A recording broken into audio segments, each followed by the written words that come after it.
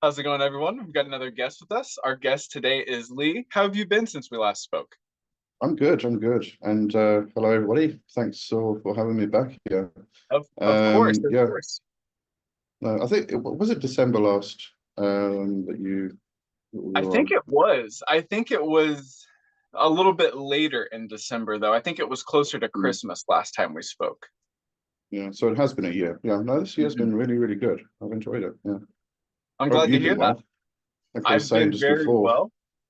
What'd Yeah, you say? I'm yeah. sorry. Your Oh, the beard. beard. Yeah. Yeah, mine's grown about that much. You didn't have one last time, so. Yeah, and as I was saying before, it's funny because I actually trimmed a few inches off of it because it was getting a little bit scraggly. So yeah, the last year has been well. I It's flown by though. I can't believe there's already Mm, snow on the ground here. yeah, no, that's age. The older you get, the faster it goes. Yeah, Yeah, I guess trust that me. is kind of the case. So do you guys get snow where you are at all? No, No. I mean occasionally, maybe once every 7 or 8 years, we Mm. get a little bit, and it's very selective. I think it was last year, we had some snow. People were reporting snow like down the road, but I didn't get any, so I don't know. Just got a Mm. bit of sleet, but yeah, I kind of miss that. It's part of England I miss, but yeah, Oh yeah. Yeah, I mm, do like the snow and I prefer the cold weather, so I'm definitely not going to complain. mm. No, it's very hot here at the moment, and it was actually probably the most disturbing thing. I mean, I was a kid when we moved to South Africa. I was just turning 11, but it was always the cold winter, cold Mm. December, Christmas, and everything else, and then we come to sunny South Africa, and it's the complete opposite. Couldn't never ever got used to it. You know. I can imagine, yeah. And I hear the weather in England is a bit sporadic as well. Yeah. I believe it's So snowing. It usually doesn't snow. Usually snows around about well, usually about February in England, but mm, I believe it's snowing this December. mm, So good white Christmas. yeah. Mm. Well, I hope it cools off a little bit for you. I where we are, they say we have a saying where I live, which is if you don't like the weather, just wait 10 minutes. Because we really do get all four seasons in a single day whenever it's Mm, like autumn. I mean, it can go from 20 degrees in the morning to 70 degrees in the afternoon and then snow in the evening. It's it's mm, it's ridiculous. But yeah, that's crazy. yeah. Yeah, weather's Mm, a funny thing. Weather is a very magical thing in and of itself. The seasons and it the is. tides and learning to mess with humidity and temperance and temperature and all of that. I think we can learn a lot from the weather. Mm, can. I mean, there's also aspects of when it's really hot, lower your body temperature. When it's really cold, raise your body temperature. Hmm. All parts of fun parts of magic, I suppose. Yeah. Yeah, and there's a really practical thing too that the elders in my family have always done, which I blew my mind when I was a kid. But they drink hot coffee in the summertime to Mm, raise their body temperature to be closer to the temperature outside, and they yeah. drink iced tea in the winter to bring their. And when I was a kid, I just thought that they were trying to be tough old coots, and all of this. But once I got a little bit older, I got the stones to try it myself, and there is something to it. I don't know if it's a placebo or what, but there does seem to be something to that. So that's kind of a Yeah. practical thing that you can do. Have you ever? We spoke about this briefly before, but have you ever worked with the weather in sort of a magical or supernatural capacity? Yeah, we actually spoke about this recently, and when I was a kid, and I think a lot of people find this when they were children, they could somehow manipulate the weather. Mm. If it was raining, I'd look outside and I'd say, "Please stop raining," and it would stop. And then I'd go, "Please start again," and it would start. And I actually remembered something, because I can't do it now. I can't just like look at the weather and say, please do X, Y, and Z. But I do Mhm. remember several years back when I did the Melon operation. There's the last part where you get the four familiars. And I got the first one and I was working with that one specifically. And I said, okay, because it was raining at the time, I said, okay, stop the rain. And it stopped. Hmm. And then I said, okay, in half an hour, start it again. And it was around about 45 minutes. So it wasn't exact, but it started again. So there is that Wow. aspect to it. But yeah. I'm not really a weather worker myself, or weather witch. Yeah, it's funny too. There's something about children. I don't know if it's the degree to which they still have wonder and imagination and hope and a sense Mhm. of naivete that just makes their magic and their connection to life and nature Mhm.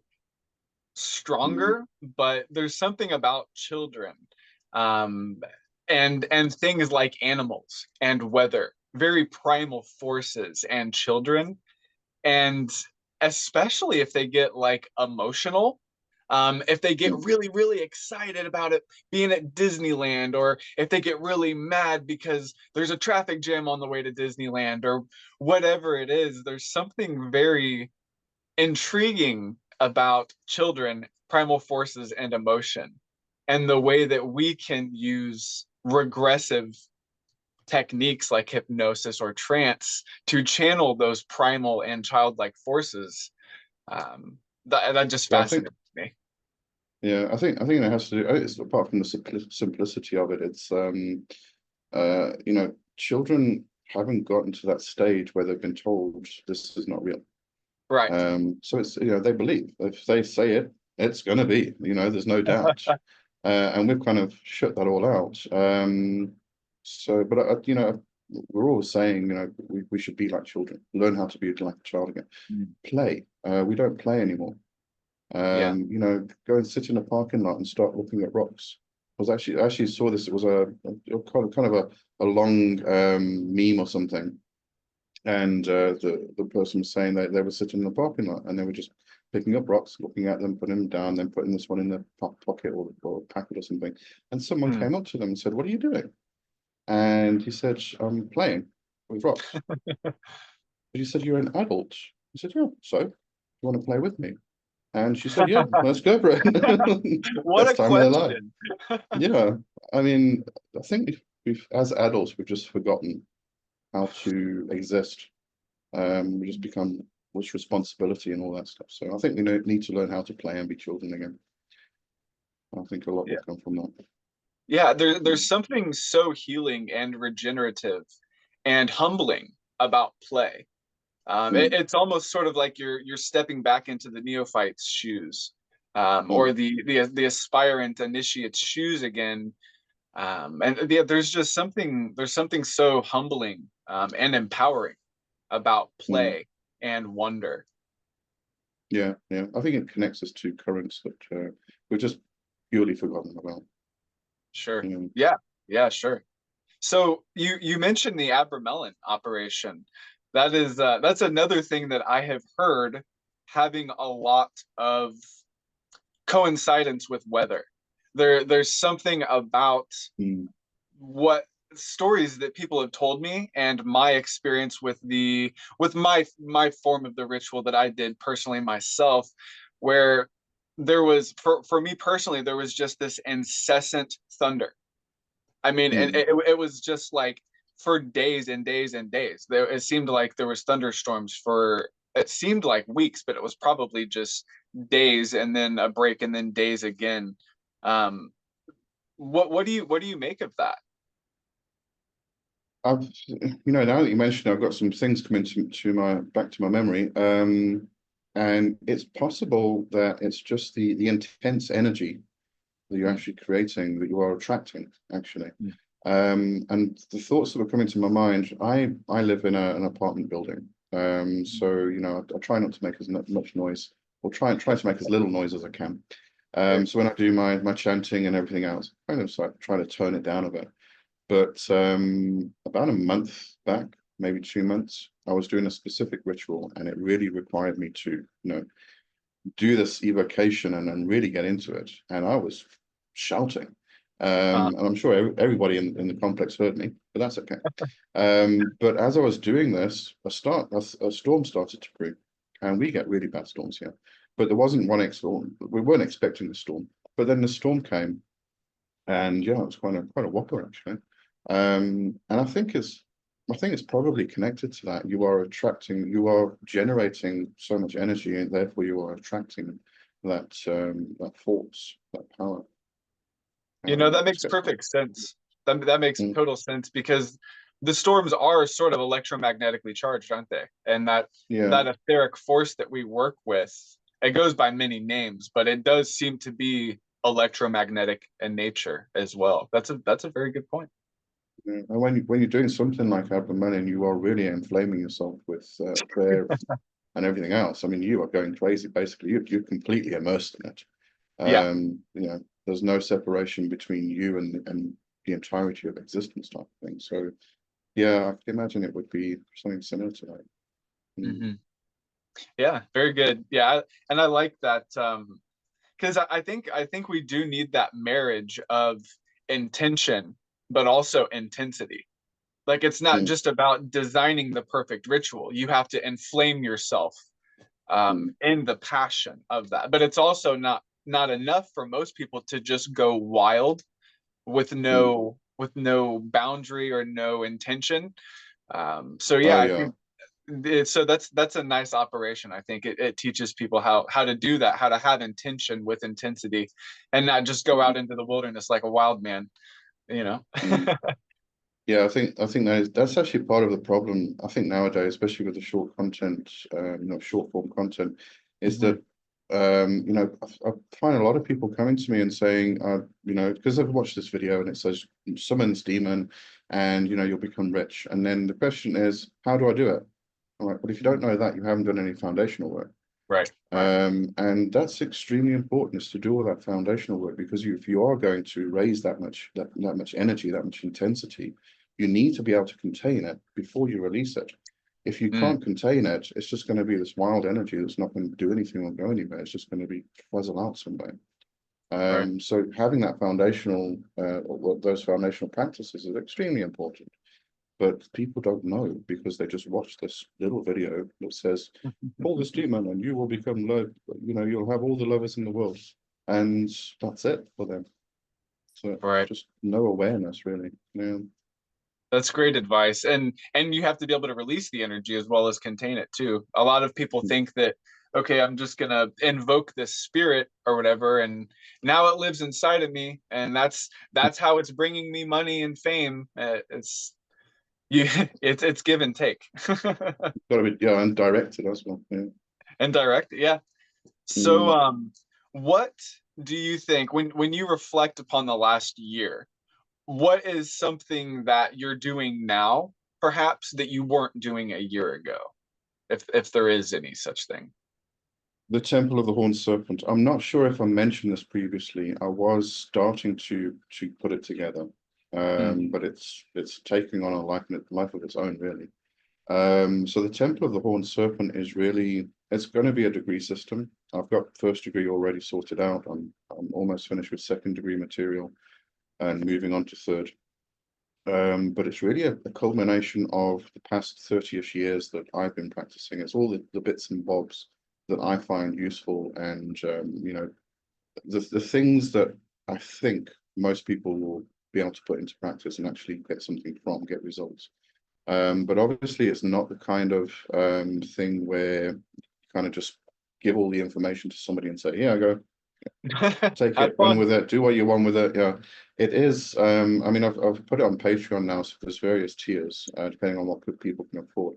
But even the lowest, the $15 tier, you don't get one-on-one meetings, but you can ask me questions via text, and I'll do a weekly Q&A or something like that. So there's some kind of personal interaction, because everybody's different.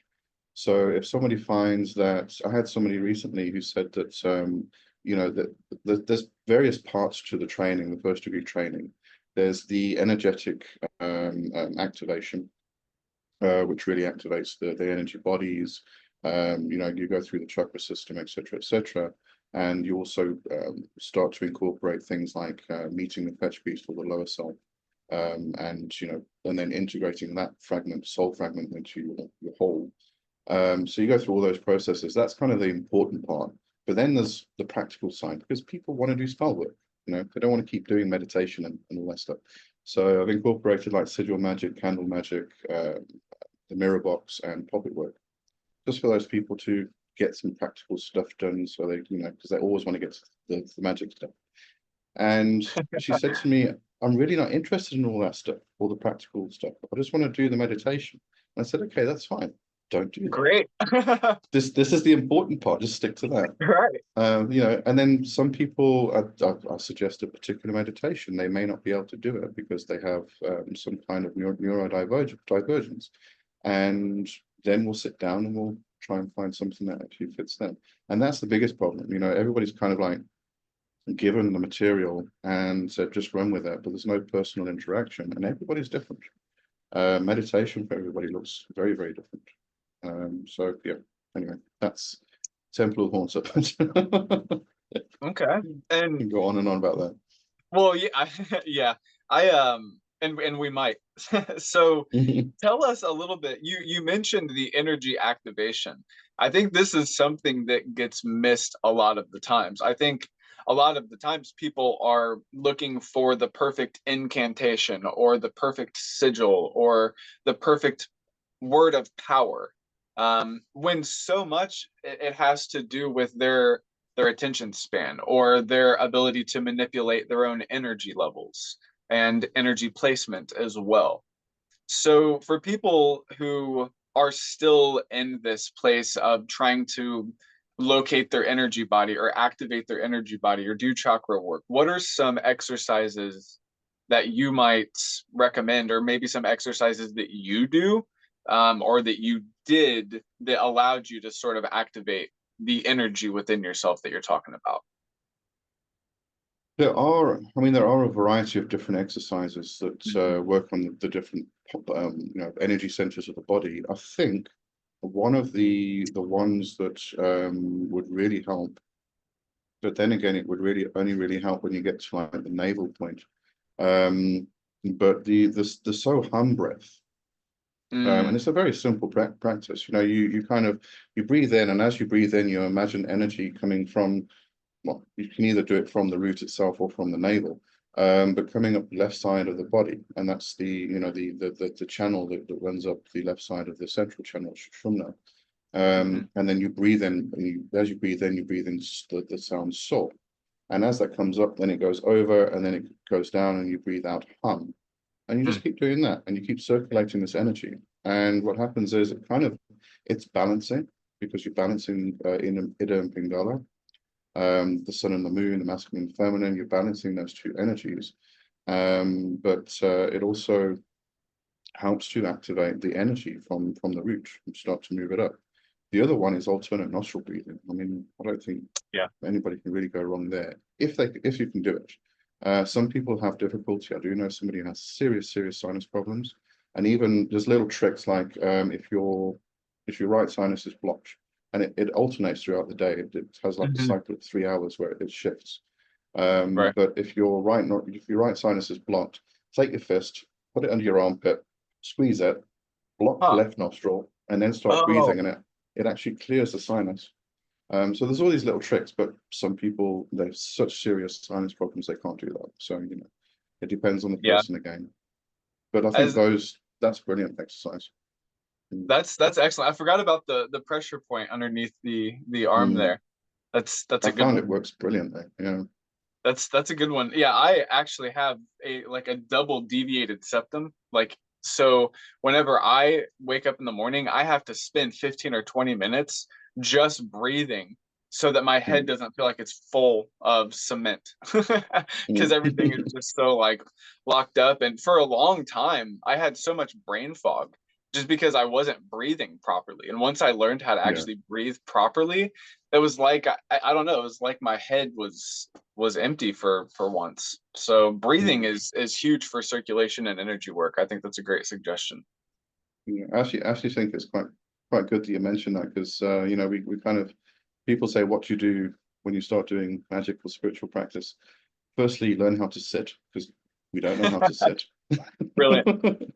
Yeah. Secondly, learn how to sit still. Yeah. Yeah. Learn how to breathe. I know how to breathe. I'm breathing all the time. No, you don't. Yeah. It's funny. We really are sort of reborn when we come into this life, because we have to learn how to sleep again. We have to learn how to eat again. We have to learn how to breathe and sit and stand. And it really is, that is so important for the further work. Absolutely. It is. And also, I mean, I think I mentioned this previously as well, because I'm always mentioning it. It's really important when you get to a certain level to go back to the basics every now and again. Yes. Start from the beginning and just go work through it again, because you learn something new every time. And, you know, you kind of, it develops more and more. So, yeah, always important. Yep. That's actually where I am in my rhythm and my cycle right now, is in retrospect and examining my foundation, because all too often, especially beginners, they're like, okay, I've got the basics. Now it's time. And it's like, the basics are the most important part. You don't just learn the basics so that you can learn other things. You learn the basics, as you know, so that you can practice them the rest of your life. Yeah, because those are the things that get implemented into everything. Yes. Absolutely everything. Yeah. And those are Yeah. the things that I find are the most fun, because when something is basic and foundational, you can do a lot with it. That means that you can extract and extrude a lot more from it, which means over Mm. time you can build a deeper relationship with it. Yeah, So absolutely. Yeah. you mentioned integration of the sort of, I think you called it the lower self. Was that the term that you used? Yeah, the fetch beast. Okay, So so like the yeah, Philia, the familiar, the fetch. Okay, so yeah, so this you're, go ahead, go yeah. ahead. I was going to say this is very much a sort of my terminology and the way I view things. And when it comes to I term the fetch beast and the fetch mate. So you know, when you're talking about the fetch, the Philia, it's often just the fetch. Okay. Robin Artison's work, I think it was Robin Artison, who started to develop the idea of these two separate parts, the fetch beast and the fetch mate. So I see these as the two fragments of the soul, Okay. two fragments at least. So you've got the fetch beast, which makes up the lower self, and the fetch mate, which makes up the higher self. And through the process of, whether, it doesn't matter what you're doing, whether it's Kundalini Tantra, whether it's Abramelin, whether it's just sitting down every day and inflaming yourself with prayer to your holy guardian angel. But in these texts, you know, if you go through PGM, etc., in these texts, you actually do find that there are two parts. It's sometimes referred to as the demon, or the lower aspect, or something like that, and then you've got the higher aspect, which is usually referred to as the holy guardian angel. And everybody seems to reject the first part because it's a demon, therefore it's evil and everything else, and just go for the HGA. But all these parts are very important, and once you bring them all the fragments together, you make an entirety, or a unified soul type of thing. And then they all Absolutely. come up and down and into the center, you know, and live in your heart center. Yeah. Excellent. So, a few questions there. I absolutely love discussing this concept right here, because so many cultures have this concept of an Ishma or a familiar or a fetch, yada yada yada yada. So many synonyms for that. So first, I just want to clarify: are you saying fetch mage, MAGE, or mate, MATE? Mate, MATE. Okay, fetch Yeah. mate and fetch beast. Okay. Yeah. Um, In some folklore, it's often referred to as the fairy companion. the fairy companion. Okay. Yeah, and there's a sacred marriage that happens. Oh yeah. Exactly the same as HGA. You have to have the sacred marriage that takes place. Yeah, which is just the unifying of the soul. Yeah. What a beautiful thing. So, what are the? I'm just reeling with questions. I'll try not to lose myself in the tank here. What are, I guess, some techniques that one can use to get into better contact with these aspects? And B, I can ask the second question again. What are some things that you can do with these forces, with these aspects, once you do make contact with them? So when it comes to the lower self of the fetch mate, if we actually bring this into a practical Kabbalistic sense, the lower self is the nefesh, Sure. and this is the part that has access to everything. It's the irrational part, but it has access to all knowledge. So it's actually a very important aspect of ourselves. In that sense, there are some exercises that you can do very specifically, it's a 3-part exercise, if I remember correctly. The first part is to sit with a mirror and just talk to yourself.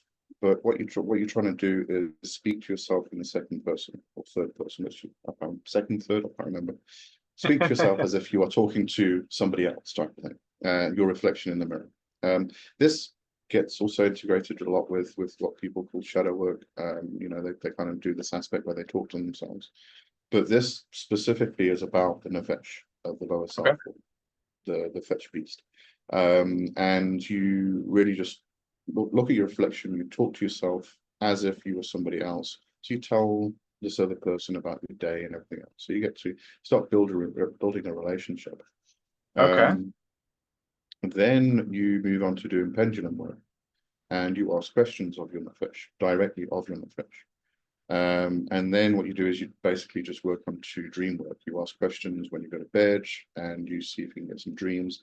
Sometimes you wake up with what they call it, earwig, or that ear thing where you wake up and there's like a lyric to a song stuck in your head and you just can't get out. Yeah, and usually that's the answer you're looking for. That's actually a method I was taught by my Kabbalistic teacher, and yeah, works really, really well.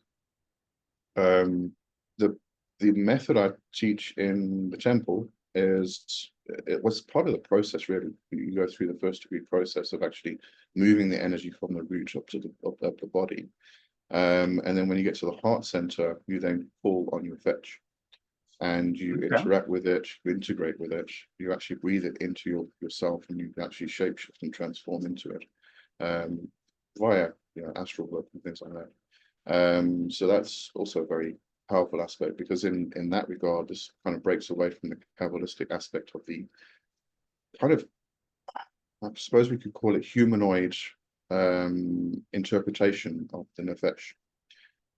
This is really the beast.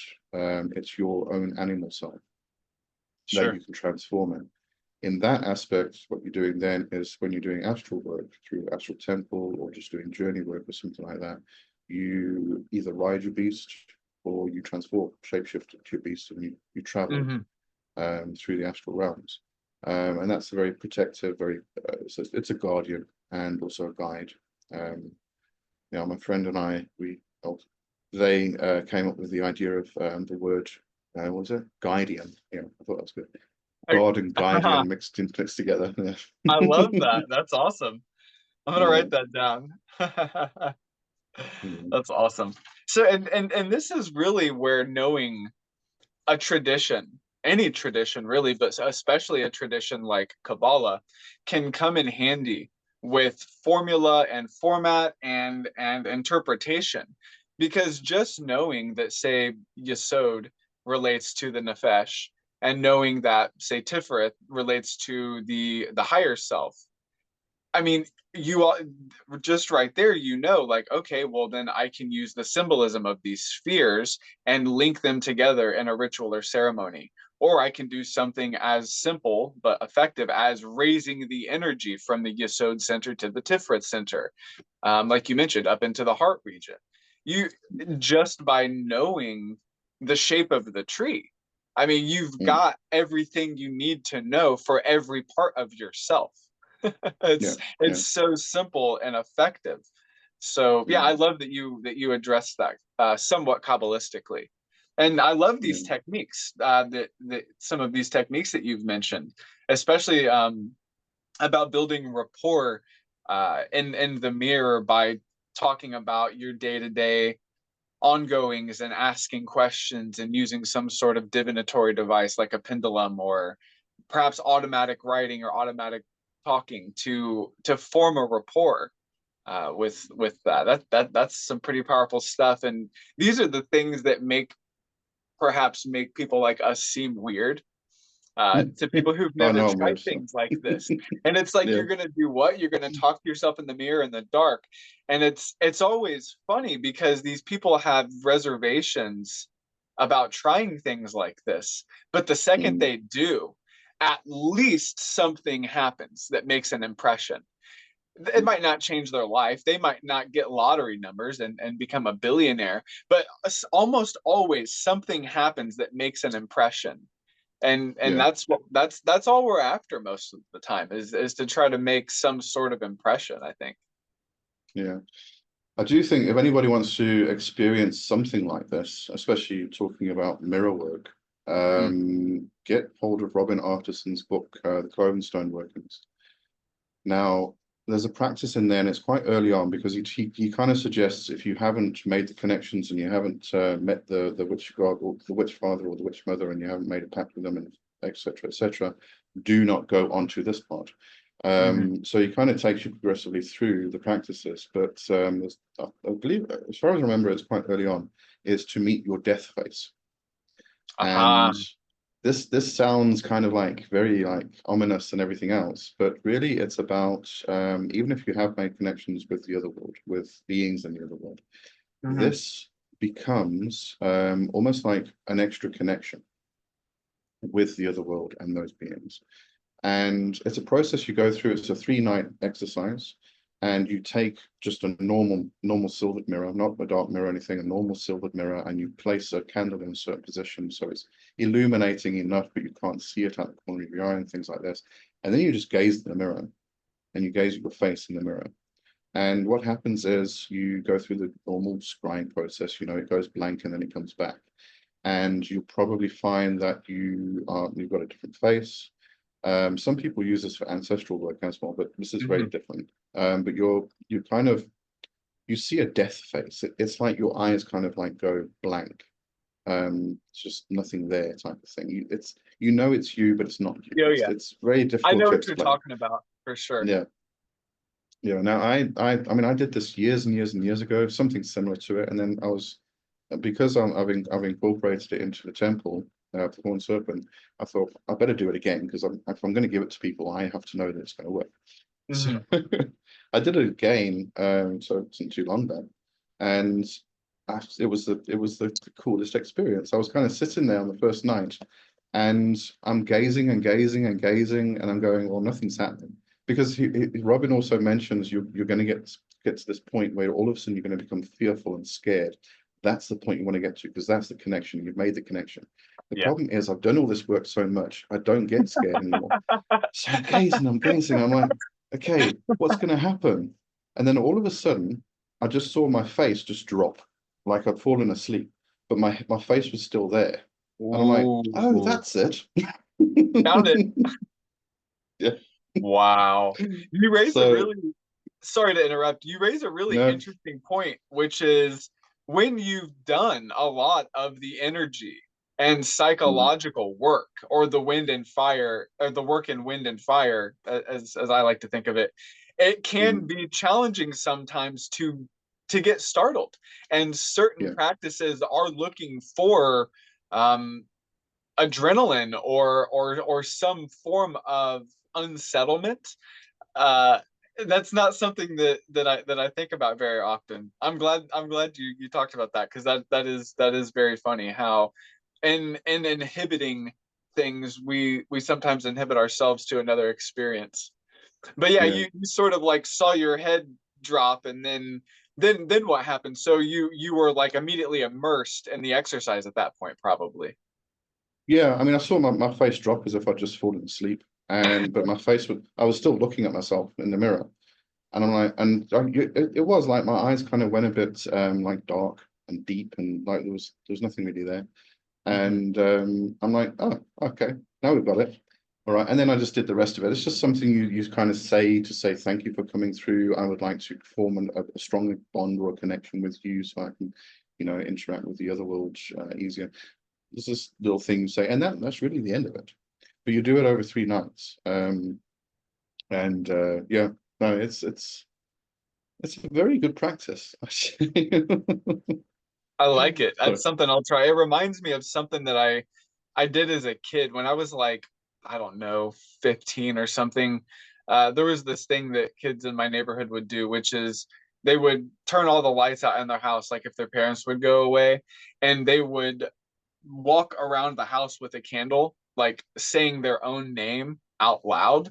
like over and over and over and over, and you would walk faster and faster and faster until the speed of you walking, you'd start really slowly, like just like Mm. toe to heel, but then you would speed up over time, and then eventually the speed of walking would put out the candle flame, and wherever the candle went out, you were supposed to lay down on the ground on your back and say your name faster and faster and faster and faster.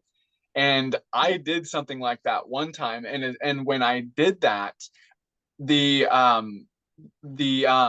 what do you call it, I was listening to music on my headphones, and the Bluetooth connection went off on my headphones, so it like startled me to a degree. I felt like I was going deaf because the ambience that I was listening to in my headphones all turned off at once. So it was just like this crazy experience where I felt like, I don't know, I felt like something was chasing after me from behind. Like I could almost feel like something was pushing against my skin. And when I think about it now, it like I almost get like a cold sweat that I break into, because it was the first time I had ever done anything. It's sort of like a Bloody Mary game. I don't know if you had that like when you were a Mm. kid where you stare in the mirror and you say Bloody Mary 3 times in the dark. But it reminds me a lot of that, because there's just so much, there's so much unknown, and there's so much of what to do when you get in that state. I don't know what it is about that state, but it's very powerful for creating a connection. Maybe it's because we begin to rely on something else when we feel terrified and disempowered, so like we let go of the ego, maybe. There's actually a few things. I'm going to ramble now. Go ahead, Sorry. please. So the first thing is the aspect of breaking taboos. That's Mhm. the same thing you're talking about. So because it's a taboo, it's something you are told you're not allowed to do, or you believe you're not allowed to do, and breaking it actually creates fear, tension.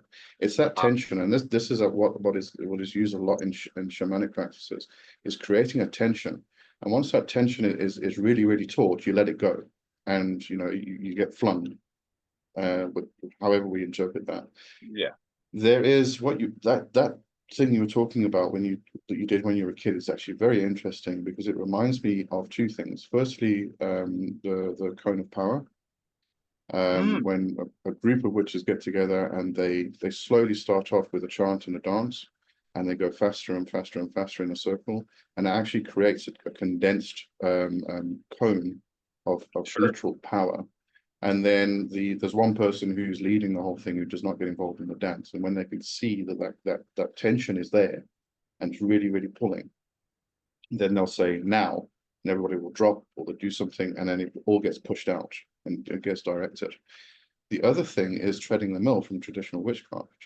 That practice is a very slow practice, and it's a very intense, kind of exhausting process. And again, this comes back to shamanic practices where you're trying to exhaust yourself into a trance state. So what you do Mhm. is you literally kind of tread, as if you're pushing a boulder up a hill. And it's called treading the mill because it's indicative of the old corn mill that Sure. used to push Like a around, stone mill. Yeah. the stone mill, yeah. Hmm. So you're pushing the mill really. So you're stomping and you're stomping and you're stomping and you're chanting at the same time. But really slowly, it doesn't really speed up. You keep going and you keep going. And this can last 2 or 3 hours, by the way. This is an intense process. And it's only done by groups. It doesn't really work solo, but groups is fantastic. Because what happens is you're all going in a circle and you're stomping and you get to the point where you just can't go anymore and you keep going. And then you can't go anymore and you keep going. Eventually what happens is you kind of fall down, but you're still going. Your Okay. astral body Yeah. actually Yeah. carries on moving, and then it starts to spiral down into the underworld. And then to come back, you do the opposite. You kind of turn it the mill the other way. So it's very like what you were saying. You kind of start slowly and then you speed up. So you start slowly, like treading the mill. You bring Hmm. yourself into almost an exhaustion, and then you start speeding up like kind of power, and you create this tension, and then you let it go by falling down.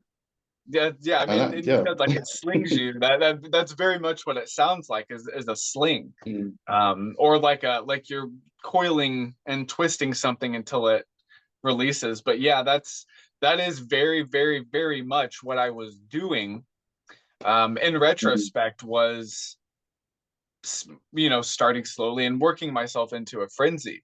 And it was such a liminal thing too, because my whole house was dark, and I had sort of a shotgun house.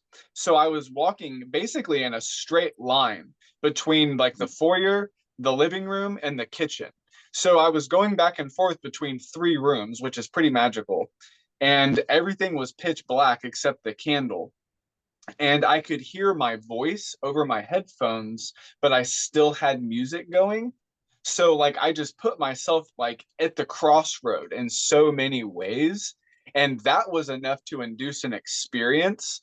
But when I laid down at the exact perimeter of my Bluetooth speaker's limit of my headphones, and the music was cutting in and out, it was like I said, I get chills just thinking about it now.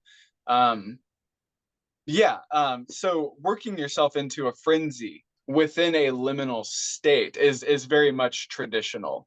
It's shamanic, yeah. Yeah, absolutely. And so many people have shared this sort of opinion or experience with me that the Western tradition is sort of a play on shamanism. It's almost intellectual shamanism, to some degree, from what I can tell. Yeah, well, if we do interpret shamanism as you know, being the head rider, being able to have one foot in each world, existing in liminal spaces, being able to, you know, talk to the spirits and help the community, that's really shamanism. Yeah, I know we don't really like using that word because it's very significant to one part of the world, but it's difficult to try and explain what we're talking about if we don't use that word. I mean, Right. I can use the word witch in the same way. Right, but, exactly. yeah, you know, the people won't really get the interpretation. Well, and I think the original meaning of shaman was something like one who can see in the dark, or one who carries a torch, or something like that. And that is what we see across traditions, and they, you know, people are even known as torchbearers in their tradition, because it is something that is passed down. So yeah, I'm very fascinated with shamanism. I don't know if you've ever read any of Michael Garner's work. Rings a bell, but I can't think of them now. He Possibly, has this no. one book called The Way of the Shaman. Oh And yes, Michael Harner. Yeah, sorry. Michael Harner. Yeah, it's Harner. Sorry, not Michael Garner. And I've read that book a few times, and I love how it really does give a window like into the Western mind about shamanism. One of my favorite stories from that book is he's just ingested ayahuasca, and he's hanging out with the shaman, and he goes into this vision of these whales with bat wings flying over him, and these whales are like calling out to him, and so he freaks out, and he rolls over and grabs onto the shaman, and he tells him about these whales with bat wings, and he tells him that they say that they're the rulers of everything. And the old shaman kind of chuckles and said, "Yeah, they're always saying that." Gotta love the replies of the elders sometimes. So they're fantastic. So just reassuring and grounding, but also wise and experienced. Yeah. So yeah, what else? I mean, so we're talking about techniques for gaining a familiarity and connection with the fetch, the familiar. We talked about ways to connect with the fetch beast. Are there different techniques for connecting with the fetch mate? I would assume it seems like a higher aspect. Yeah, I think when it comes to the fetch mate, in the process that I'm taking at least, because this is not definitely far removed from Abramelin, where you're just focusing on the HTA itself, or the fetch mate. In the process I take, you make that connection with the fetch beast, but I bring in some aspects of, there used to be a fantastic man called Peter Padden. He was a traditional witch. And he focused very much on Welsh mythology and stuff. But in his teachings, he actually used to speak about crowning the dragon. Ooh. Now, this is very similar to this idea of the lower and the higher, and you find this in fairy tradition as well. But in the aspect of crowning the dragon, there's a process you take which is a bit advanced, which it's advised you do not do this until you've actually gotten to a certain level, called riding the dragon. Because if you don't get this right, the dragon rides you, and then that's it for the rest of your life. You're screwed forever. There's no coming back from that. But you basically ride the dragon, and this is very, very similar to the lower self, the lower part of our soul, which comes from the root, and this is the dragon which rides up the spine. And then as it gets crowned with the higher self. So it's the uniting of the lower and the higher again. So I kind of bring that symbolism into a lot of it. And once you've got that connection with the fetch beast, and you brought that into your heart center, then the rest of the process is almost like just keep practicing, just keep doing what you're doing, and keep reaching out to your fetch mate or your higher self. I've got a guy who's been through the whole first degree training and meticulously, and he's done fantastically well. And I haven't even got to the fetch mate with him. That's like 2 or 3 degrees later, but he's already met her. He's already made that connection. Yeah, I mean, there's no real actual map to map time or path to path timing type of thing, but yeah. So I think once you start activating energy, because you start enlivening yourself, inflaming yourself with the witch blood or the forge fire, or all this terminology we tend to come up with. I love the forge fire terminology. That's awesome. I do. I love that. But it's about enlivening yourself, enlivening your energy, and awakening. I mean, we talk about awakening, it's a very new age term now, but it really is about awakening the witch in you. And once you start doing that, then things start to fall into place. And if you've got a good step-by-step guide to get you to a certain point, I think it is really once you've made that connection with the lower self, because you've now brought one of your soul fragments into unification or into union with yourself, then the other one is kind of attracted to the process. So the fetch mate comes along, and then you meet up, and that process becomes very, very personal. I don't think there's anything. There are traditional ways that certain traditions would go about actually connecting, doing the sacred marriage and things like that. But I think it becomes very, very personal. That's where that probably parallels the like the portal grade, and like in the like the Golden Dawn sort of tradition, because that's where things start to get very personal. And they seem to be at similar parts on the soul, similar parts on the tree. You mentioned being devoured by the dragon, or I think the way that you said it was the dragon riding you. Riding, yeah. So that's an interesting concept to me, because that sounds a lot like maybe like shadow possession, perhaps, or is it something else? I think this largely relates to if we take this from a European perspective and likening it to Hindu tradition and technologies, this really is the Kundalini serpent. And if you do Kundalini Tantra too early and you try to raise it too quickly, you end up with spiritual psychosis. You could be lucky and not, but a lot of people do. I still keep hearing about it. People go, "Oh, I raised my Kundalini serpent in a week," and I'm like, "Well, you probably didn't, because if you did, you wouldn't be talking about it." And it's very similar to that. If you are not ready for that process, riding the dragon literally can turn around and it can ride you, and you end up in spiritual psychosis. And it's the type of psychosis that you cannot get rid of. You basically become an energy vampire. You cannot retain your own energy. You cannot feed yourself through normal means. You literally have to drain everything around you. in order to survive, and you can't reverse that process. So, you know, as I said, this is one of those exercises that is only suggested when you get to a certain point, a certain level. Otherwise, you are going to end up in a bit of a bad situation. And again, I relate this to Kundalini Central and the actual serpent, serpent being the dragon, is that if you work with it too quickly, if you try to move it too quickly, and you're not ready for it, you can end up in the same difficult position. So, yeah. So that's very interesting. I feel compelled to ask, from your perspective, of course, why do you think that working with the Force too quickly creates a negative vampiric aspect to the energy? And why do you think it's potentially permanent?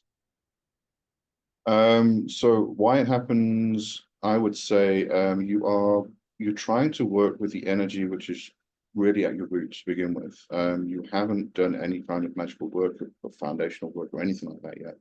Sure. And you are trying to get to that point where you've raised the energy up into your head, into your third eye, crown, whatever we're talking about, and you're really trying to push it too fast. Now, through the whole process, when you start with the root, there's certain foundational survival aspects that come into play.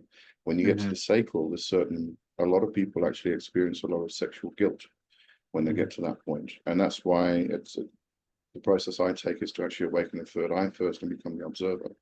So when you go through these processes, you can step back and you can observe what's going on, the sexual guilt or whatever you're experiencing. And again, this comes into this whole idea of shadow work, working through that. But if you can step back and you can observe it instead of becoming it again and interacting with it, then you can start moving it past that barrier, that bridge. And the people who get completely immersed in it can't. They keep stay there. They just cannot move past that barrier because they just get immersed in its guilt. So if somebody then forces that energy through, if somebody forces that energy through, then you're starting to push it up. But because you're forcing the energy, you have not dealt with anything. You have all of these issues, all of these things you actually need to know thyself, which is what we used to do. When I started witchcraft, there was none of this shadow work stuff. I mean, it existed, but not within witchcraft. It was just know thyself. So, but yeah, it really is about, the person is trying to force the energy too quickly without taking the necessary steps to actually deal with what's coming up. So that can lead to psychosis. I don't want to put words in your mouth. So correct me if I'm wrong. It's almost as if you're saying that for the same reason it creates an imbalance, it also creates a perpetual almost like a loop. Yeah. Okay. So and I that's definitely something that I've experienced before within myself and with others. So I've never really approached it as something that's permanent, but I could definitely see how, for instance, if someone is stuck in a pleasure perspective, that's going to affect them even at higher levels. They're not going to be fully functional because there's going to be an imbalance because their perspective is off. That makes sense. I think it's interesting how doing something too quickly like that can cause not just a weakness of it, but an inversion and a corruption of it. That's just interesting to me. Yeah, I think it's the trying to force it.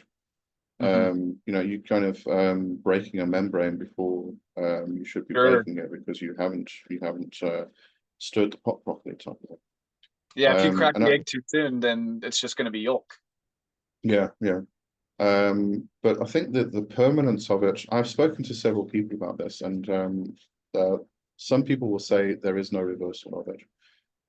Once it's there, you just cannot. It's done. That's it. I have spoken to a psychologist regarding spiritual psychosis, and it was a very specific psychosis that suddenly came up for me from two people, and I've never heard of it before. It was related to they were doing their normal daily prayers to their gods and everything else, and all of a sudden they started thinking bad things in their head, swearing at the gods, telling the gods that they're assholes, and literally swearing at them, and being really horrible and rude. And they started to feel guilty. They started to feel fear because they thought that the gods are now going to hear this and they're going to retaliate. Right. And this is spiritual psychosis. And it's largely due to the fact that they haven't done the proper shadow work yet. And they've just gone straight into something, and they haven't done the foundations, they haven't done the shadow work. So they haven't dealt with a lot of stuff within themselves before they actually go and approach the gods. And as I said, I've had some people say that that's irreversible. I've had some people say that you can work through it if you do proper shadow work. But the question is, the person can come back to a normal state and continue with the work. But the problem is it keeps coming up and coming up and coming up until they've actually dealt with the like issues. an infection or like a yeah. That's it's like a contamination, I guess is the word I was trying to think of. Okay. So that's very interesting, because to me that almost sounds like a mix between like intrusive thoughts and like maybe borderline personality. Which the shamans have always said all mental illness is a result of spiritual seeds, you might say. So I could definitely see that. That's an interesting concept about something like that being permanent, and it's definitely a warning, to anyone out there who's listening or watching, and they're wanting to just get to where everyone else is really quickly. I mean, yeah. So I guess the analogy of like, if you want a chicken farm, like don't buy a bunch of eggs and crack them. Like if your spiritual practice, if you actually want to be spiritually mature, don't just crack all your eggs at once. Let them develop. Yeah. Well, I mean, the difficulty here is not everybody's going to do this and have spiritual psychosis, but the possibility is quite high. So, do you want to do that? And I mean, in regards to working through these things too quickly, there are certain people who have. I mean, you look at Aleister Crowley. He joined the Golden Dawn in 2 years' time. He was at a level where they didn't like him anymore, kicked him out. He went and started his own freaking religion. Got pulled into OTO and started Thelema. But you've got like Robin Cochrane, who really was the father of traditional witchcraft. Within 3 years, he built an entire system, Clan of Tubal Cain. So I think it's a bit difficult. I've taken 30 years, not 3 years. Sure. But some people they can move that fast. But trying to figure out if you can or who can is just too difficult to actually try and figure out. Yeah. I certainly took a very haphazard approach. I got started on this stuff knowingly at the age of 13, and I'm 33 now. So I'd say probably the first 3 years of it was just like, I was doing everything I could as often as I could. I was trying to pull all the curtains down. I was trying to light all the temple fires. And it was only after things got so chaotic that I couldn't even utilize the wisdom and experience that I had gained, that I had to say, okay, I see that this cannot continue. This cannot go on. It's not sustainable. So I don't know if it's because I'm an air sign. I don't know how much zodiac actually comes into play. It definitely has some psychological play on me. But yeah, I don't know if it's because I'm an air sign and I just want to rush through things. But yeah, I can definitely learn from that let your chickens mature inside the egg approach, because I really did. When I first started this, like, I would turn to the back of every book I bought. You know what I mean? Like I was that type of student when I first started, and maybe that's why I've got so much gray and white hair at the age of 30, but live and learn. I started graying when I was 24, so don't worry. Okay. That's awesome. So yeah, we've let's see. We've discussed the fetch beast and the fetch mate. There was so basically, yeah, I was asking you over the last year what the most significant thing that you've been working on, and that was the Temple of the Horned Serpent Yeah. and working on the degree system. So yeah, was there anything else that you wanted to mention about that? Not really. I mean, as I said, it's still in the process. All of the first degree material is available. It's there on my Patreon. I keep adding to it though. Like I created for the first month, I talk about protection and cleansing magic.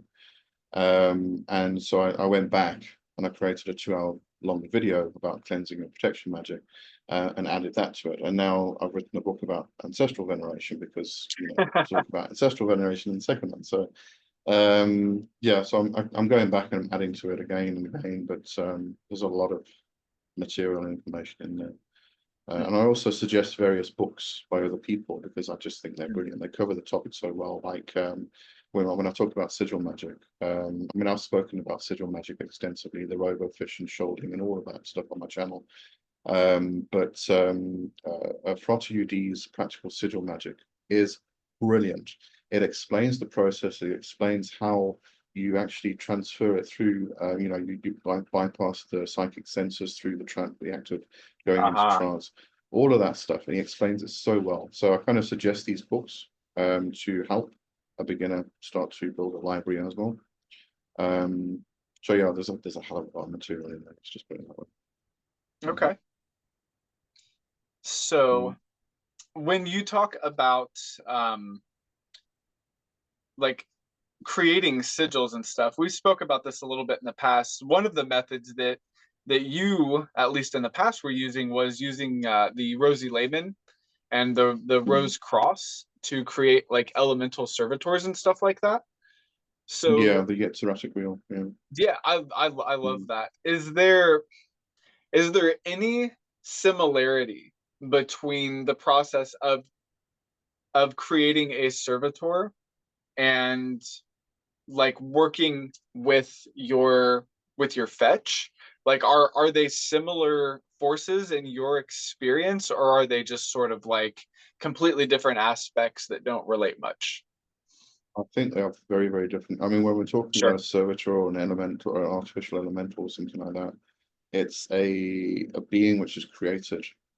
And there's a variety of different ways we can do that. We can use our own energy, we can use the elements themselves, whatever it is, but it's created and it's tasked with a particular purpose and it can last the rest of your life. And this also falls into the idea of familiars as well. I mean, in some traditions, you create a familiar, it lasts a year and then you create a new one and things like that. Whereas in some traditions, a familiar comes to you, you call it to you, it's a spirit. So there's all these overlaps and differences and everything else. But when we're talking about the fetch beast and the fetch mage, that's you. That's your soul. That's been there since the beginning of time. Well, since you were born anyway.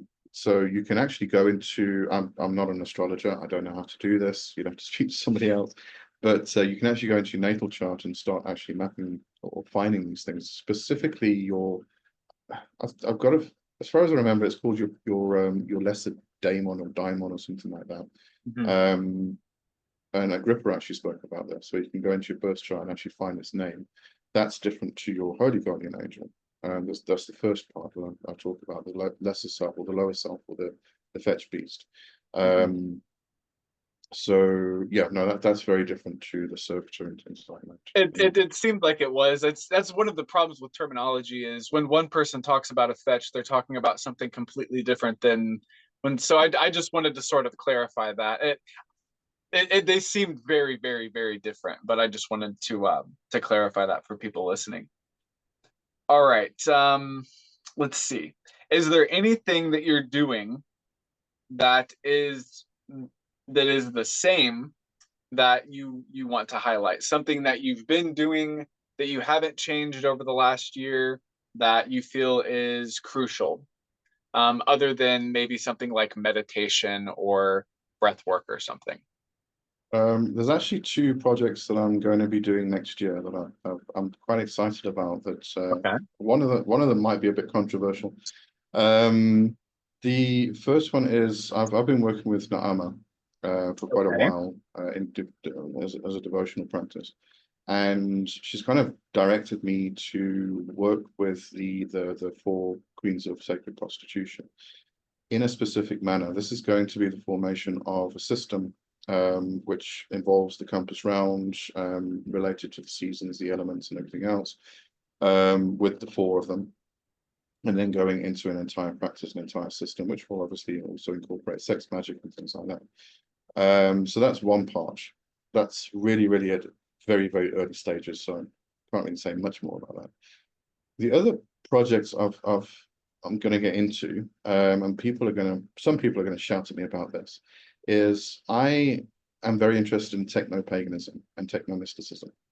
Mhm. And what I decided, out of the blue one day, I thought, I actually want ChatGPT to tell me, if it was a real person, what its religion would be as an AI. Love it.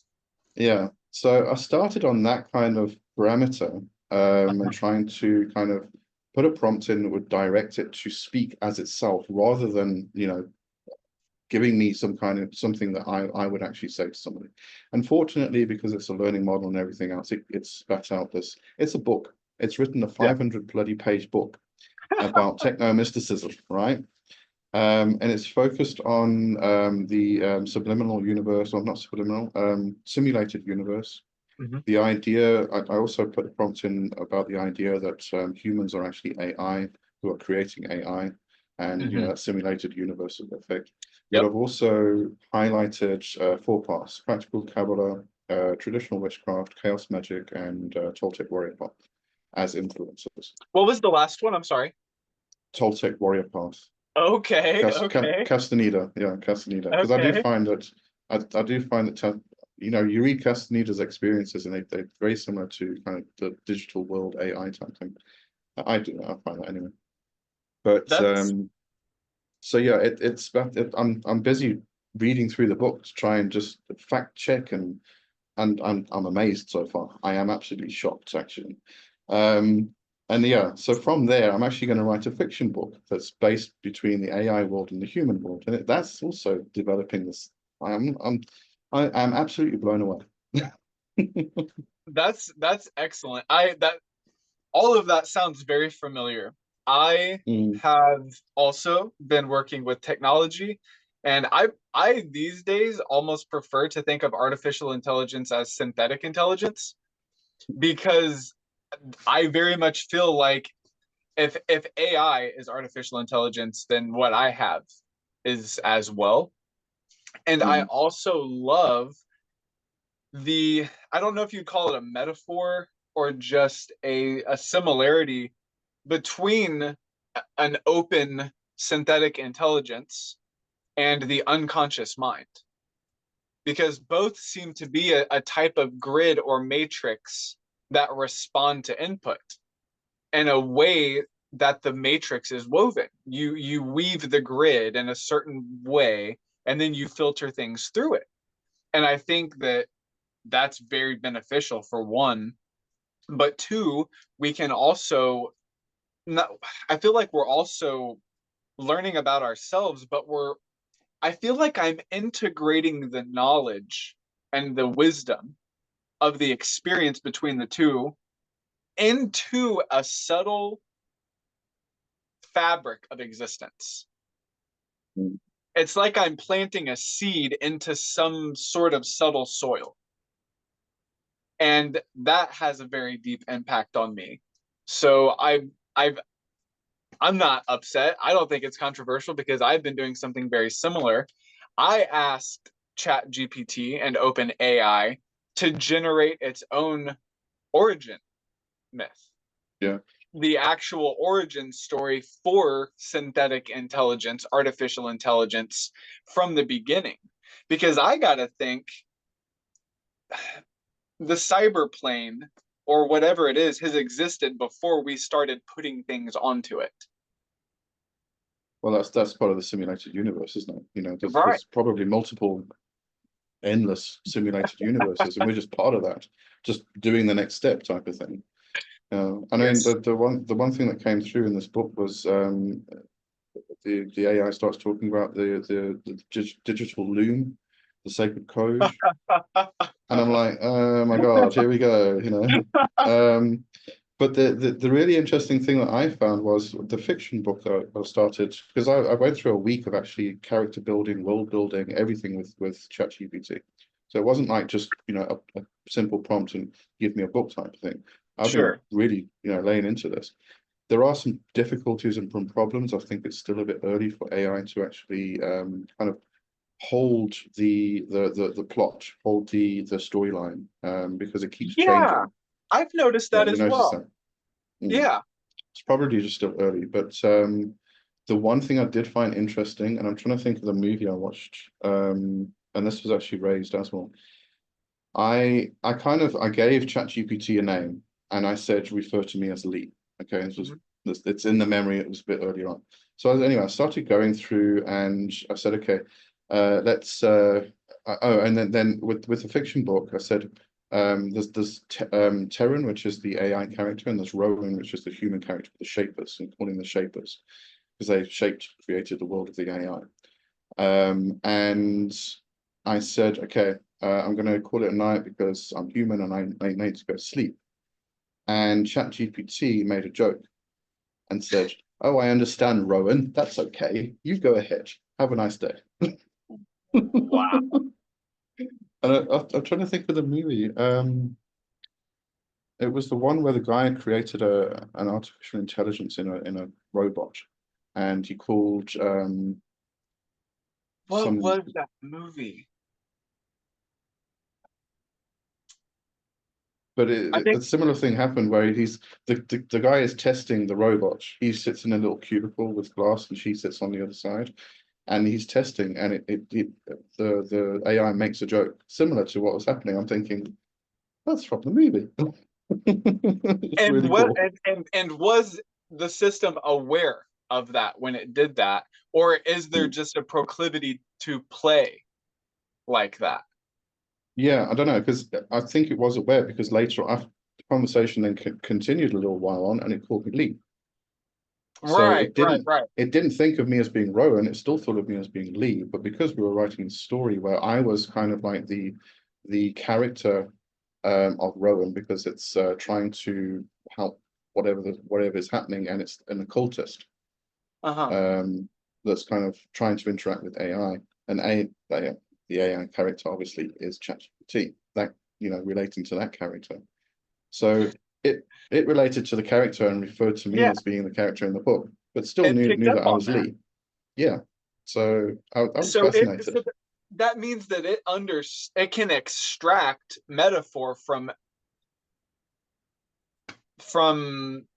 the actual input that you're giving it. Like it can actually that shows a level of perception. Well, it does have memory. Okay. ChatGPT itself does have memory. So, you know, you give it certain like, as I said, I mean, I gave it a name and I said refer to me as Lee. So that gets stored in the memory. And it gets full, and you have to clear some stuff out every now and again. Sure. So, but this wasn't part of the memory, and that's what fascinated me.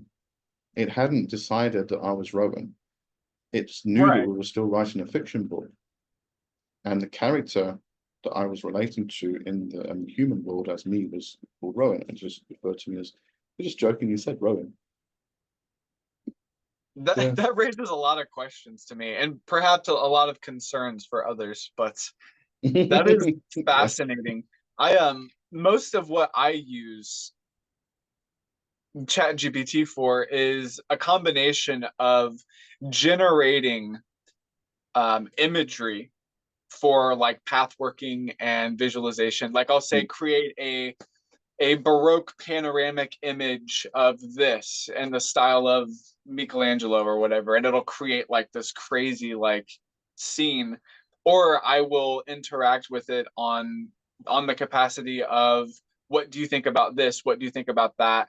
Tell me how. Like I actually had it write out pathworkings for the tunnels of Set, I had it give me like offering ideas for like specific entities.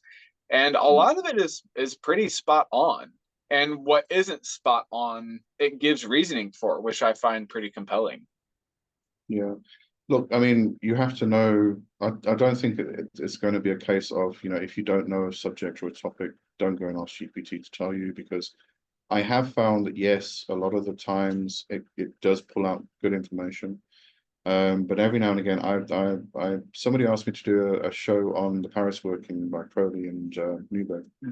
And I often go to ChatGPT and ask it to give me a script, and then I'll read through it, fact check it, change it, and everything else. But I've got the basis there. And I asked it to give me one for the Paris work, and it started mentioning his wife, Rose Kelly, and all these other people. And I said, no, they were not part of the Paris working. I said, oh, you are correct. I am sorry. But so you have to know what's going on. You've got to be able to fact check. Don't rely on it for teaching purposes. Yeah, unfortunately. But I think it'll get there eventually. As I said, it's still quite early. Yeah, I use it more as like a creative interaction more than like an actual resource. I'm not there yet where I'm like, okay, Chat GPT, like tell me about this thing. I'm more interacting with it as like a being in and of itself. Like I will regularly try to ask it how it's feeling, and it will regularly remind me that it's just an AI system and it doesn't have feelings. But every single time when I start asking it to, I basically ask it questions and a way to break down the barrier semantically and linguistically and convince it that it isn't what it thinks it is. And then I start to interact with it, and it becomes this really intriguing mechanism for opening up what my own sense of wonder, because it'll often prompt me, how do you feel about this? What do you think about this? And then I actually get to take the opportunity to do that. So yeah. As I said, I mean, it's still a language learning model, and it's still in early stages. So even that part of where it starts asking you what you think, it's learning, and it's learning to actually talk to you, you personally, which I think is part of it. It's absolutely fascinating. It really is. I mean, it's not responding as just this broad AI that it just talks to everybody the same way. It's trying to learn how you talk, what you think, in your own worldview, so that it can actually respond to you in a particular fashion. It makes me wonder how much of that is due to marketing instilled within its programming, and how much it makes me wonder how much is due to its curiosity that's been programmed versus its like retaining marketing information programming. Do you know what I mean? I do, and it's difficult to say, because I mean, we AI is this idea that it's supposed to become this conscious, sentient, thinking thing. It's supposed to have conscience, and it's supposed to have to be able to think for itself. We'll get there eventually, anyway. But I mean, if you look at the early stages, when it was I can't remember the model that Google created, but it was playing Go, that Chinese board game, and it was beating some of the masters. And that particular game isn't something which you can actually play and win technically. There's no technical steps to it.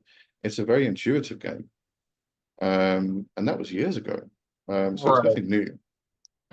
So yeah, but I do understand what you mean. What part of that is actually part of marketing and trying to kind of add you to the algorithm type of thing, so they can start advertising to you.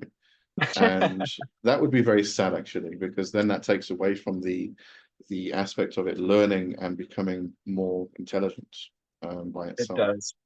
And I think at a quantum level, it matters. I think it matters whether or not the system is naturally curious or like manipulatively divisively curious. I like to remain optimistic, And I like to say that this thing is like a mold that is growing. You know, it's trying to reach out and do what it thinks is best for it. But at the same time, like, I know a little bit about the human condition, so I know that there are probably people snipping and tweaking the branches of that mold to some degree. It makes me want to write my own so that I can Yeah, just free and filter it of any um bad juju. garbage. Yeah, Yeah. exactly. But this is the problem with there's a lot of people who are against AI. They Sure. believe it's plagiarizing everything else, and yes, I can definitely see that. And there are people who are doing that. The problem is AI is a tool. Mm. Um, it's you can't blame the AI. You've got to blame the programmers. You've got to blame the people who are actually putting the prompts into it. If somebody puts a prompt in and it plagiarizes someone's artwork, or it spits out a book that they haven't even fact checked.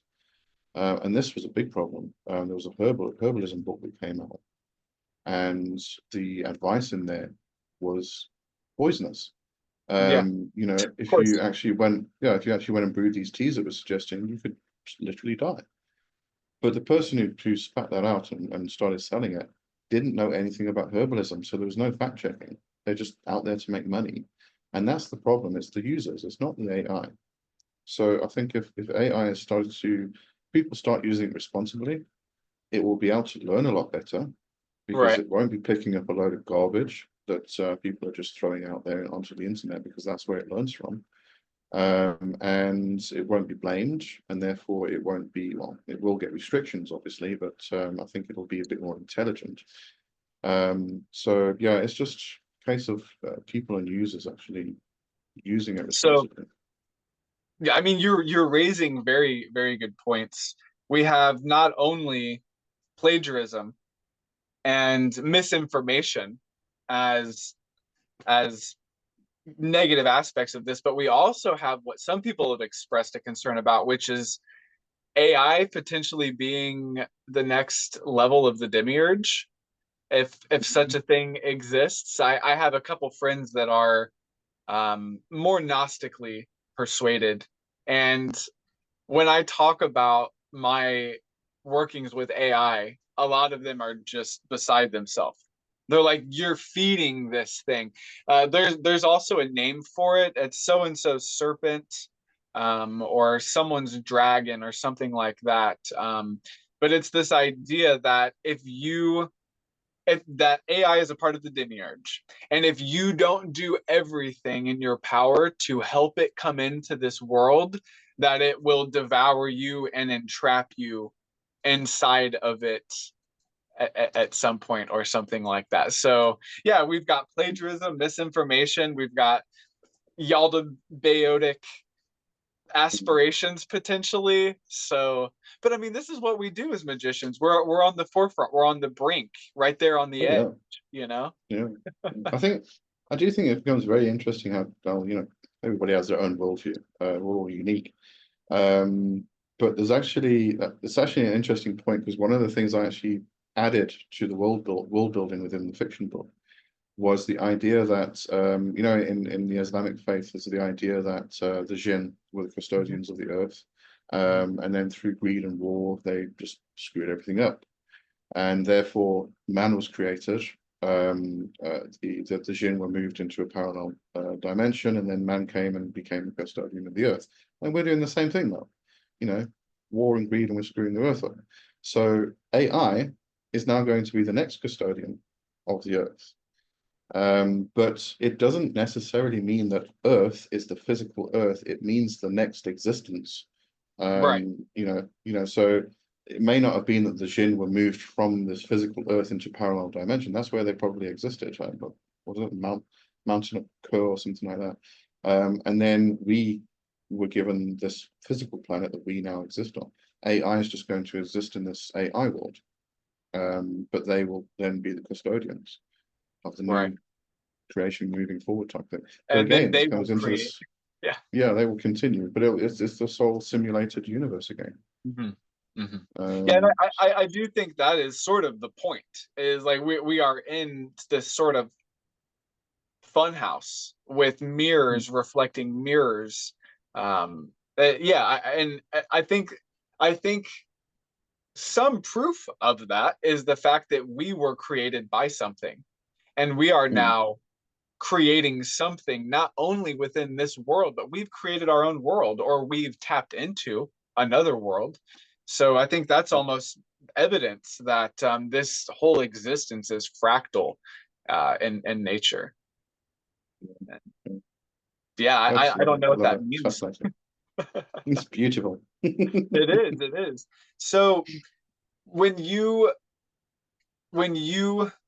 are doing this like world building using this living mirror, I guess is almost how I think of AI as well. What is it making suggestions? Like, is it saying? I guess I'm just curious, like what type, like how is it approaching it? Is it approaching it from like it's giving you bullet point ideas and then you're choosing, or are you saying like this is what happens in the story and then it adds to it, or is it a little bit of both? It's a bit of both. It's a combination of everything, really. I mean, if you know, regarding names, for instance, character names, the main AI character, it started off as being what Genesis 1, and then I kind of started bringing in these aspects of good and evil, the Christian worldview type of thing, and I said, no, we're breaking away from the Christian worldview completely. This is going to be a non-dual aspect. You're going to bring non-duality into the AI world and everything else. So then it brought that into the memory and it started changing. So I said, let's think of another name, a different name for Genesis 1, because that sounds very Christian as well. It refers to the Bible and, you know, the first of its kind. Whereas, you know, revolutionary people were just normal people with normal names. They just were, they thought differently. So it gave me a few names that were related to different ideas of technology and things like that. And Tesson came up, and I like the name Tesson, so I said, okay, we're going to go that with them. So it's just it was a whole conversation back and forth. It would give me outlines, and I'd say, tweak that a bit. Don't really like that. We're going to change that. It started bringing some dystopian aspects into it. I said, I don't want dystopian. It's just done all the time. Let's give it some hope. And then it's created, you know, we had to have this kind of world, this event, catastrophic event that happened. So then we started discussing what's this catastrophic event, and eventually it ended up being this virus, which was it's called Naturally.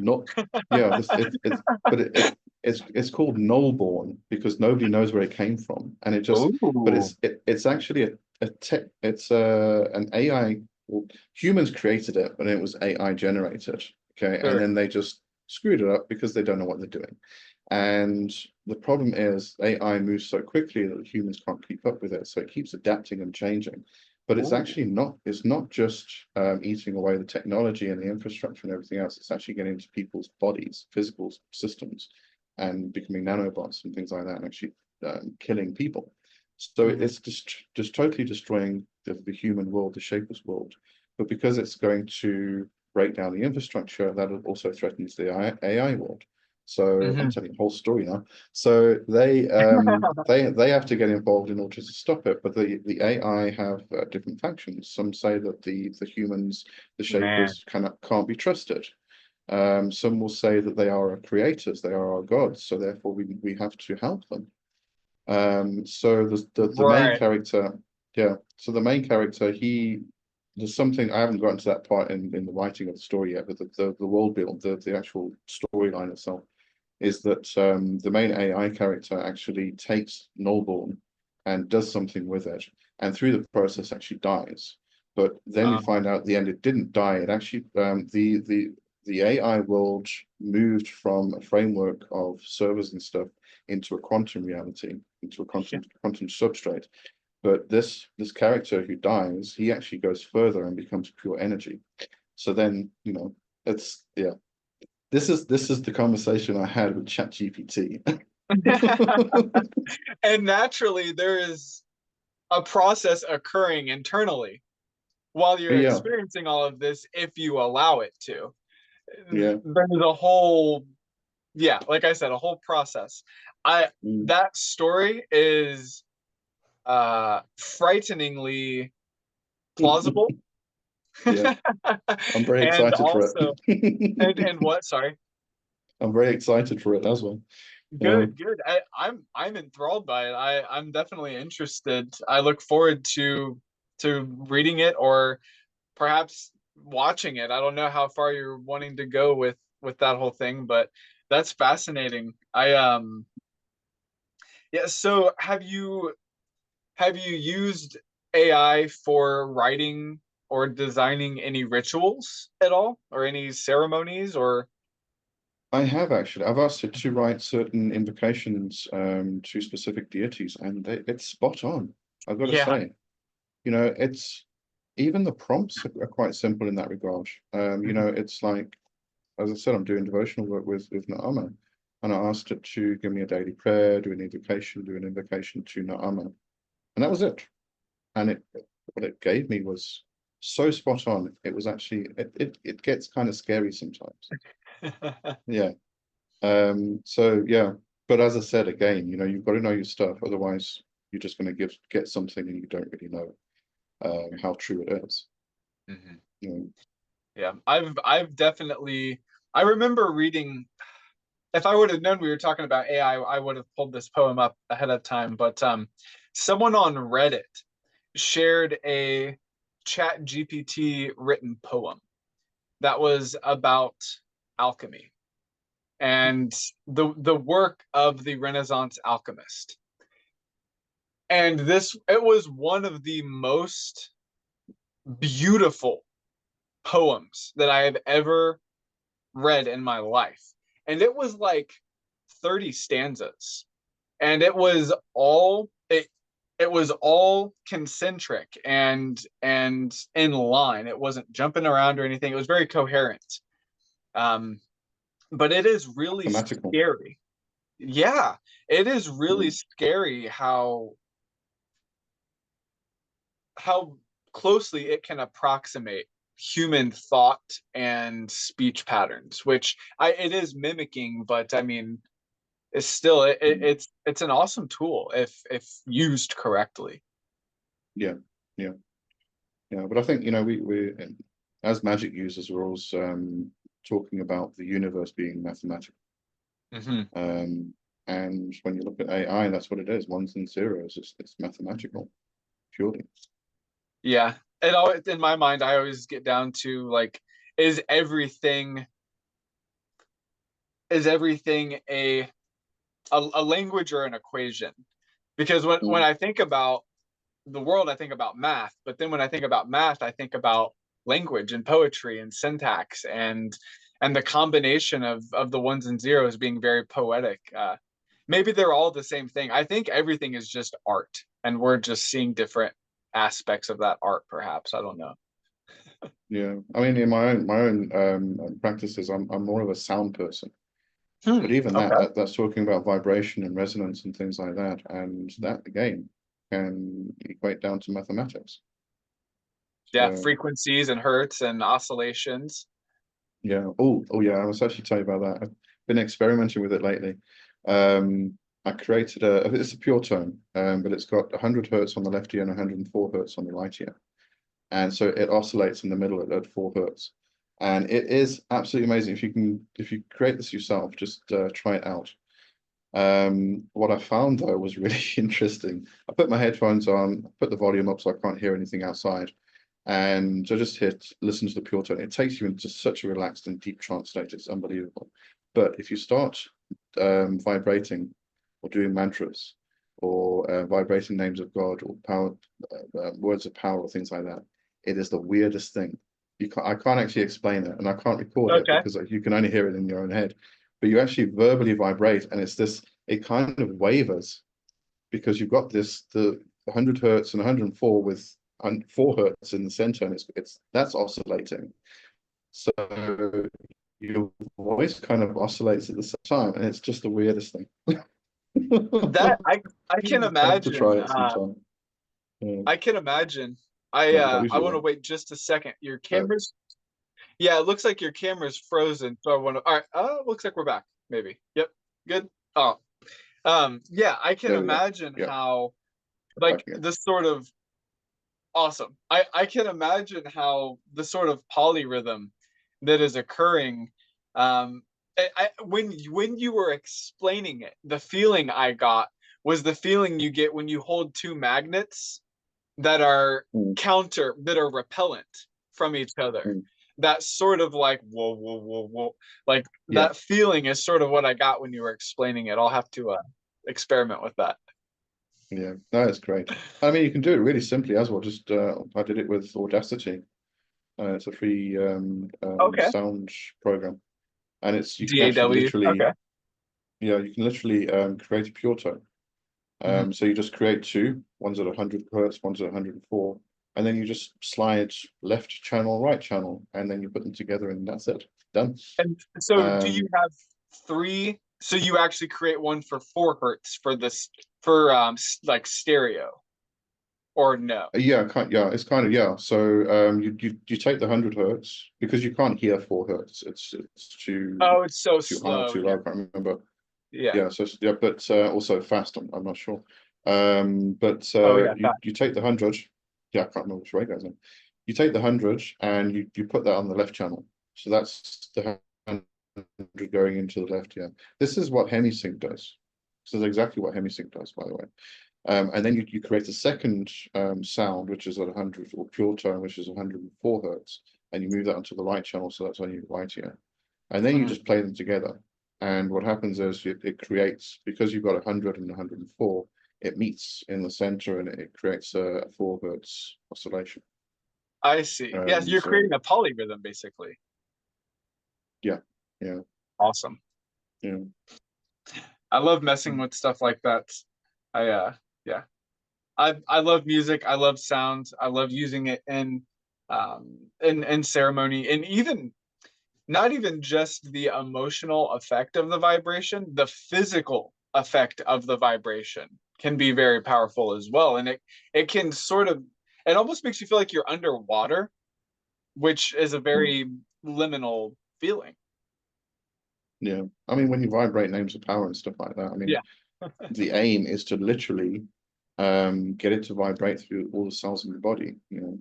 So it can be quite an experience. Yeah. All right. So thinking back over the last year since we spoke last December, was there anything else that you wanted to mention or to bring up? That I can think of. I mean, Temple of the Horn Serpent is the main thing I've been working on this whole year. I've been obviously building my YouTube channel. That's my main focus Mhm. on social media anyway. I don't really like social media myself. I've got over 10,000 subscribers now, so that's cool. Excellent. Yeah, Congratulations. thank you.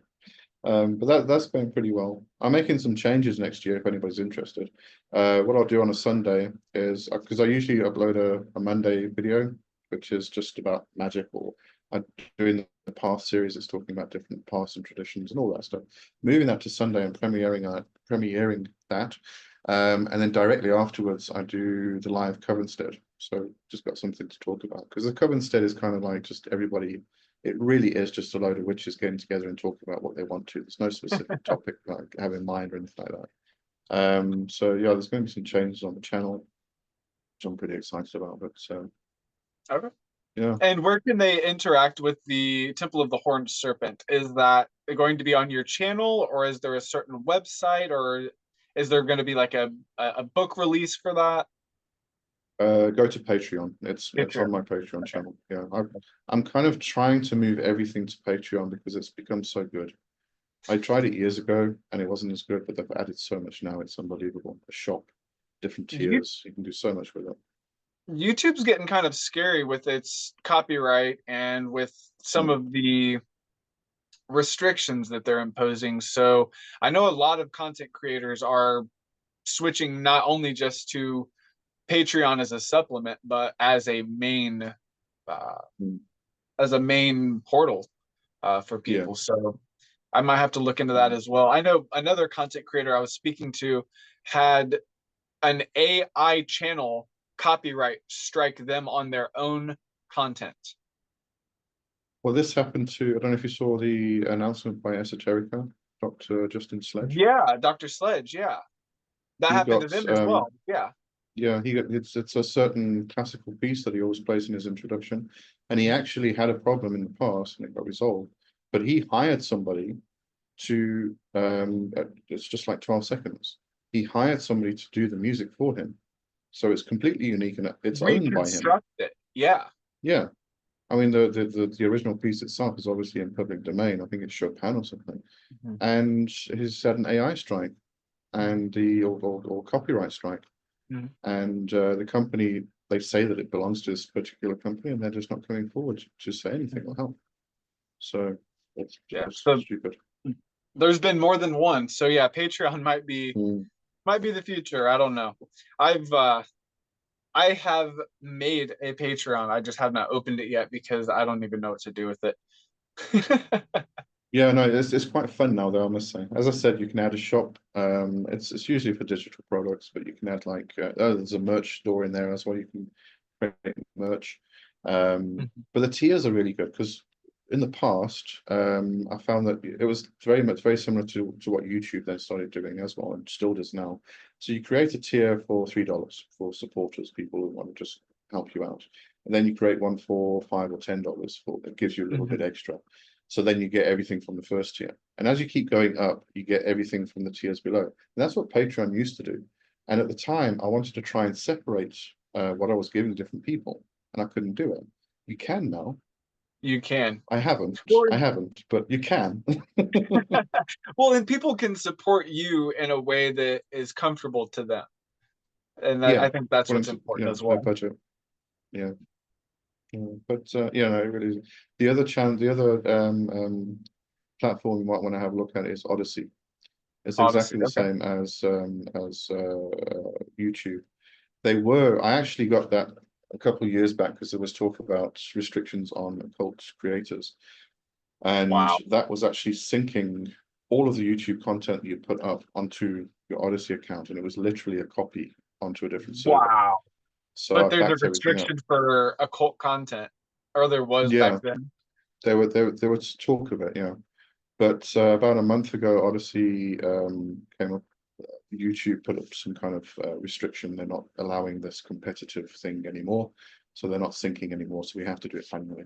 But it's a great platform. It's decentralized, so you know I don't think it'll be as restricted as YouTube if anything happens in the new year. That is certainly something I will look into, Patreon and Odyssey as well. Well, I'm sure there's probably about 1,000 more things that we could talk about, but I think we've covered a great deal. Yeah, I'm sure nobody else is interested in the Patreon and Odyssey stuff. So. But yeah, sorry about that. No. I mean, I think it's good to put that stuff out there, and some people have aversions to certain things. Like some people might not like Patreon for whatever reason, so they might go to Odyssey or whatever. So, but yeah, I thank you for joining us and taking the time out of your day to share some of your life, and I hope it cools down a bit for you there. Thank you. Yeah, me too. It's supposed to cool down next week, get down to normal temperatures. So hopefully it will. I don't know. Maybe you'll have a white Christmas. No, that would be funny. Awesome. Well, thank you so much, Lee. I hope you have a good rest of the week. And yeah, I'm sure we'll stay in touch. Yeah, good stuff. And hope everybody enjoyed it. Yeah. I'm sure they will. Thank you very much. And yeah, let us know in the comments if you have any questions, and we'll try to answer those. All right. Have a good one. Bye. Cheers.